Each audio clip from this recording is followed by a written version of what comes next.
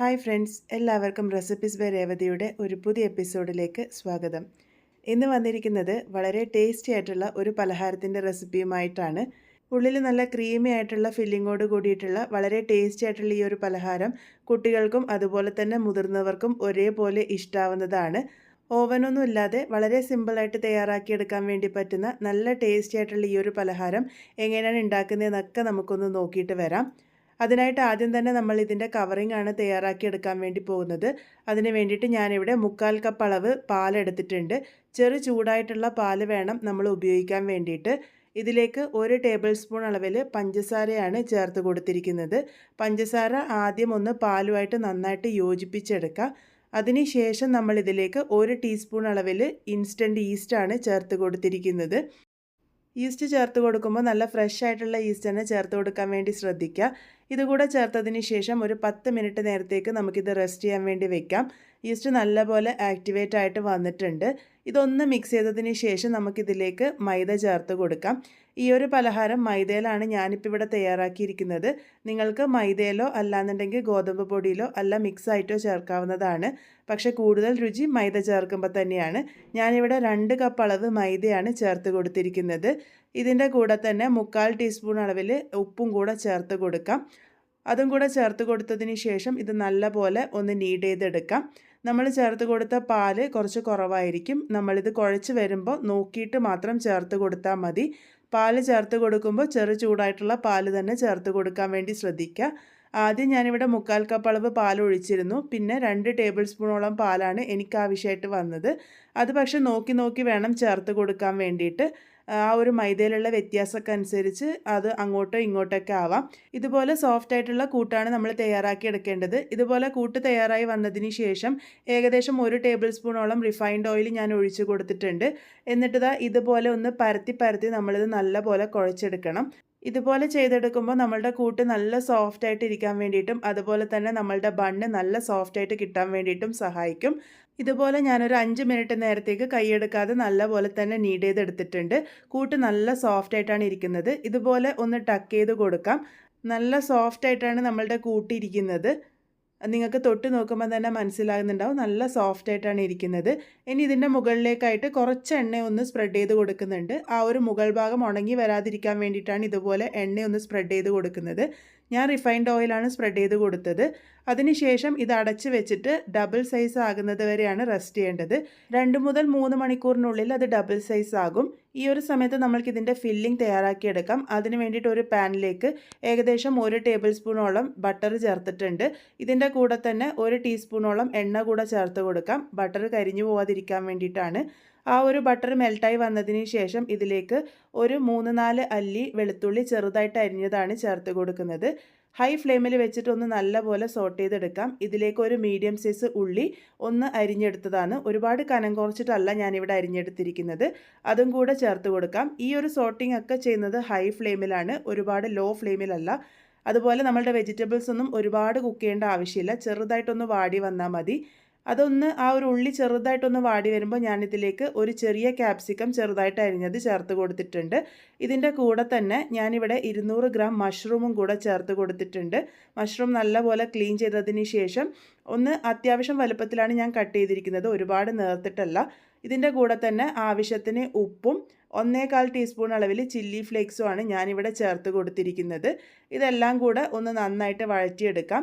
High ഫ്ലെയിമിൽ വെച്ചിട്ട് തന്നെ വഴറ്റിയെടുത്തോളൂ. ആ ഒരു മഷ്റൂമിൽ നിന്നൊക്കെ നല്ലപോലെ വെള്ളം ഇളകി വരും. ഇപ്പോൾ മഷ്റൂമിൽ നിന്നൊക്കെ വെള്ളമൊക്കെ ഇറങ്ങി വന്ന് അതൊന്ന് ഹാഫ് കുക്കായി വന്നിട്ടുണ്ട്. ഈ ഒരു സമയത്തേക്ക് ഇതിലേക്ക് 1 ടീസ്പൂൺ അളവിൽ മൈദയാണ് ചേർത്ത് കൊടുക്കുന്നത്. ഞാനിവിടെ നമ്മളുടെ ക്രീമി ആയിട്ടുള്ള ഒരു ഫില്ലിംഗ് ആണ് തയ്യാറാക്കിയിരിക്കുന്നത്. അതിന് വേണ്ടിയിട്ടാണ് 1 ടീസ്പൂൺ അളവിൽ മൈദ ചേർത്തിട്ടുള്ളത്. മൈദ ചേർത്ത് ഒന്ന് സോട്ട് ചെയ്തതിന് ശേഷം ഇതിലേക്ക് 1/4 കപ്പ് അളവ് പാലാണ് ചേർത്ത് കൊടുത്തിരിക്കുന്നത്. പാല് നിങ്ങൾക്ക് ഫ്രിഡ്ജിൽ വെച്ചതോ അല്ലാന്നുണ്ടെങ്കിൽ കാച്ചതോ ആയിട്ടുള്ള പാല് ഉപയോഗിക്കാവുന്നതാണ്. അതും കൂടെ ചേർത്ത് കൊടുത്തതിന് ശേഷം ഒന്ന് നല്ലപോലെ മിക്സ് ചെയ്ത് കൊടുക്കുക. ഇതിനി ആ ഒരു ക്രീമി ടെക്സ്ചർ ആകുന്നത് വരെയാണ് നമ്മളിത് കുക്ക് ചെയ്തെടുക്കേണ്ടത്. അപ്പോൾ ഇപ്പോൾ അത് ഒരല്പം ക്രീമി ആയിട്ട് വന്നിട്ടുണ്ട്. ഈ ഒരു സമയത്ത് നമുക്കിതിലേക്ക് മുട്ട ചേർത്ത് കൊടുക്കാം. ഞാനിപ്പോൾ ഇവിടെ 3 മുട്ട ഒന്ന് പുഴുങ്ങിയെടുത്തതിന് ശേഷം ഇതുപോലെ കട്ട് ചെയ്തിട്ടാണ് ചേർത്ത് കൊടുത്തത്. ഒരുപാട് ചെറുതായിട്ടല്ല കട്ട് ചെയ്തിരിക്കുന്നത്. ഒരല്പം കടിക്കാൻ കിട്ടുന്ന പാകത്തിനാണ് മുട്ട കട്ട് ചെയ്തെടുത്തിരിക്കുന്നത്. അതും കൂടെ ചേർത്ത് കൊടുത്ത് ഹൈ ഫ്ലെയിമിൽ വെച്ച് തന്നെ സോട്ട് ചെയ്തെടുക്കാം. മുട്ട ഒരുപാട് അങ്ങനെ ഇട്ട് ഇളക്കേണ്ട ആവശ്യമില്ല. ഇതുപോലെ ചെറുതായിട്ടൊന്ന് ഇളക്കി കൊടുത്താൽ മതി. ഇതിലേക്ക് ഏറ്റവും അവസാനമായിട്ട് ഒരു 1/4 ടീസ്പൂൺ അളവിൽ കുരുമുളക് പൊടി കൂടെ ചേർത്ത് കൊടുത്തിട്ടുണ്ട്. അപ്പോൾ ദാ വളരെ സിമ്പിളായിട്ടുള്ള നമ്മളുടെ ഫില്ലിംഗ് ഇവിടെ പാകത്തിന് റെഡി ആയിട്ടുണ്ട്. ഈ ഒരു ടെക്സ്ചറിലാണ് നമ്മൾ എടുക്കേണ്ടത്. നിങ്ങൾക്ക് ഈ ഒരു ഫില്ലിംഗ് മുട്ട വെച്ച് തന്നെ ഉണ്ടാക്കണം എന്നൊന്നുമില്ല. ഇഷ്ടമുള്ള വെജിറ്റബിൾസോ അല്ല ചിക്കനോ വെച്ച് ഉണ്ടാക്കിയെടുക്കാവുന്നതാണ്. നമ്മൾ റെസ്റ്റ് ചെയ്യാൻ വെച്ച കൂട്ട് ഇതാ ഇപ്പോൾ ഡബിൾ സൈസ് ആയിട്ട് വന്നിട്ടുണ്ട്. എനിക്കിവിടെ 2 മണിക്കൂർ മാത്രമേ എടുത്തിട്ടുള്ളൂ ഡബിൾ സൈസ് ആയിട്ട് വരാൻ വേണ്ടിയിട്ട്. അത് ആ ഒരു ക്ലൈമറ്റിലെ വ്യത്യാസമൊക്കെ അനുസരിച്ച് കുറച്ച് അങ്ങോട്ടോ ഇങ്ങോട്ടൊക്കെ ആവാട്ടോ. ഇതുപോലെ ഡബിൾ സൈസ് ആവണം. എന്നിട്ട് അതിനെ ഞാനിവിടെ 4ആയിട്ട് ഭാഗിച്ചെടുത്തിട്ടുണ്ട്. അതിൽ ഒരു ഉരുളി എടുത്തതിന് ശേഷം നമുക്ക് ഈ ഒരു രീതിക്ക് പരത്തിയെടുക്കാം. ഒരുപാട് റൗണ്ടിലല്ല, ഒരു നീളത്തിലാണ് ഞാൻ ഇതുപോലെ പരത്തിയെടുക്കുന്നത്. ഇനിയുള്ളതെല്ലാം നിങ്ങൾ വീഡിയോയിൽ കാണിച്ചിരിക്കുന്നത് പോലെ തന്നെ ചെയ്യൂ കേട്ടോ. അപ്പോൾ ദാ ഇതുപോലെ പരത്തിയെടുത്തതിന് ശേഷം ഇതിൻ്റെ നടുഭാഗത്തേക്കായിട്ട് കുറച്ച് ടൊമാറ്റോ സോസ് ഒന്ന് സ്പ്രെഡ് ചെയ്ത് കൊടുത്തിട്ടുണ്ട്. അതിനുശേഷം നമ്മൾ തയ്യാറാക്കി വെച്ചിരിക്കുന്ന ഫില്ലിങ്ങിൻ്റെ ചൂടൊക്കെ ഒന്ന് ആറി വന്നതിന് ശേഷം ഞാൻ വെച്ച് കൊടുത്തിട്ടുണ്ട്. ഇതിൻ്റെ മുകളിലേക്കായിട്ട് ഞാനൊരു ചീസ് സ്ലൈസും കൂടെ വെച്ച് കൊടുക്കുന്നുണ്ട്. ഇത് ഓപ്ഷനിലാണ്, ഉണ്ടെങ്കിൽ മാത്രം വെച്ച് കൊടുത്താൽ മതി. ഇത് വെച്ചില്ല എന്നുണ്ടെങ്കിലും കുഴപ്പമൊന്നുമില്ല. ഇതിൻ്റെ മുകളിലേക്കായിട്ട് ഒരു നുള്ള് ചില്ലി ഫ്ലേക്സും അതുപോലെ തന്നെ ഒരു നുള്ള് പിസ്സ സീസണിങ്ങുമാണ് ഞാൻ ഇട്ട് കൊടുത്തത്. പിസ്സ സീസണിങ്ങും ഓപ്ഷനിലാണ്, കയ്യിലുണ്ടെങ്കിൽ മാത്രം ചേർത്താൽ മതി. ഇല്ലയെന്നുണ്ടെങ്കിൽ ഒഴിവാക്കിയാലും രുചിക്കൊരു വ്യത്യാസമൊന്നും വരില്ല. അപ്പോൾ ഞാനിപ്പോൾ ഈ ഒരു പിസ്സ സീസണിങ് ആണ് ഉപയോഗിച്ചിരിക്കുന്നത്. ഇനി നമുക്കിതൊന്ന് ഷേപ്പ് ചെയ്തെടുക്കാം. അതിന് വേണ്ടിയിട്ട് ഇതുപോലെ ഒന്ന് കട്ട് ചെയ്ത് കൊടുക്കുക. ഈ ഒരു ഷേപ്പ് എന്ന് പറഞ്ഞാൽ വളരെ സിമ്പിളായിട്ട് കുട്ടികൾക്ക് പോലും തയ്യാറാക്കി എടുക്കാൻ വേണ്ടി പറ്റുന്ന ഒരു ഷേപ്പാണ്, ഒരുപാട് മെനക്കേടൊന്നും ഇല്ലാതെ. ഇതുപോലെ കട്ട് ചെയ്തതിന് ശേഷം 2 ഭാഗത്തു നിന്നും ഓരോ പീസ് എടുത്ത് ഇതുപോലെ വെച്ച് ഒന്ന് നല്ലപോലെ പ്രസ് ചെയ്ത് കൊടുക്കുകയാണ് വേണ്ടത്. അപ്പോൾ ഇതുപോലെ വീഡിയോയിൽ കാണിച്ചിരിക്കുന്നത് പോലെ തന്നെ നമുക്കൊന്ന് തയ്യാറാക്കി എടുക്കാം. നേരത്തെ പറഞ്ഞതുപോലെ തന്നെ വളരെ സിമ്പിളായിട്ടുള്ള ഒരു ഷേപ്പാണ് ഞാനിപ്പോൾ കൊടുത്തിരിക്കുന്നത്. ഈ ഒരു ഷേപ്പിൽ തന്നെ തയ്യാറാക്കി എടുക്കണമെന്ന് നിർബന്ധമൊന്നുമില്ല. നിങ്ങൾക്ക് ഇഷ്ടമുള്ള ഷേപ്പിൽ ഇത് തയ്യാറാക്കി എടുക്കാവുന്നതാണ്. അപ്പോൾ ഏറ്റവും ലാസ്റ്റ് ഭാഗവും നല്ല പോലെ തന്നെ ഒന്ന് സീൽ ചെയ്ത് കൊടുത്തിട്ടുണ്ട്. ഈ ഒരു രീതിക്ക് നമ്മളിത് ഷേപ്പ് ചെയ്തെടുത്തിട്ടുണ്ട്. അതിനുശേഷം ഇതിൻ്റെ മുകളിലേക്കായിട്ട് കുറച്ച് ടൊമാറ്റോ സോസാണ് ബ്രഷ് ചെയ്ത് കൊടുക്കുന്നത്. ടൊമാറ്റോ സോസിന് പകരം മുട്ട വേണമെങ്കിലും ബ്രഷ് ചെയ്ത് കൊടുക്കാവുന്നതാണ്. അതിനുശേഷം ഏത് പാത്രത്തിലാണോ ബേക്ക് ചെയ്തെടുക്കാൻ വേണ്ടി പോകുന്നത് ആ ഒരു പാത്രം എണ്ണ തടവിയിട്ട് ഞാനിവിടെ ബട്ടർ പേപ്പർ വെച്ച് കൊടുത്തിട്ടുണ്ട്.